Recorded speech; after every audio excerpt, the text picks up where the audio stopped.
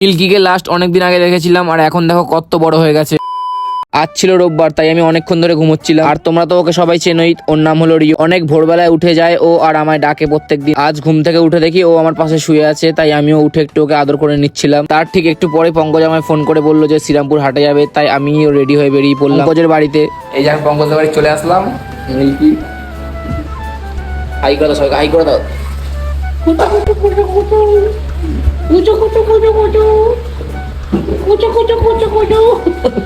মিল্কিকে tata করে আমি, পঙ্কজ আর ওর ভাই সোজা গাড়ি নিয়ে চলে আসলাম শ্রীরামপুর হাটে।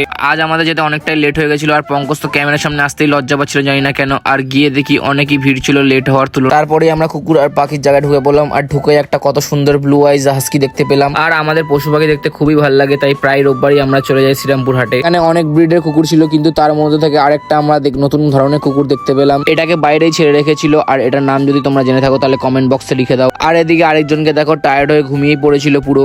আর অনেক মেঘ করে আকাশটা পুরো কালো হয়ে গেছিল, সেটাই গঙ্গার পাড়ে দাঁড়িয়ে দেখতে খুবই ভালো লাগতো। তারপর কত সুন্দর সুন্দর লাভ বার্ড লুটিন দেখতে পেলাম। এক সময় আমি ওই পাখিগুলোকে পুষতাম। আর ঠিক সেই সময় গঙ্গার মাঝখান থেকে একটা বোটে করে দেখি কিছু লোক নাচ গান করতে করতে যাচ্ছে। আমারটাই কর চলে যাবে, তারপর বুড়ির ভিতরে উইকে যাবে। ভিডিওটা এত অব্দি দেখে থাকলে লাইক কমেন্ট আর শেয়ার করে দিও। আর তোমাদের মধ্যে অনেকেই আছে ভিডিও দেখে লাইক করে চলে যাচ্ছ কিন্তু সাবস্ক্রাইব করছো না, তাই তারা নিচে সাবস্ক্রাইব বাটনে প্রেস করে সাবস্ক্রাইব করে দিও।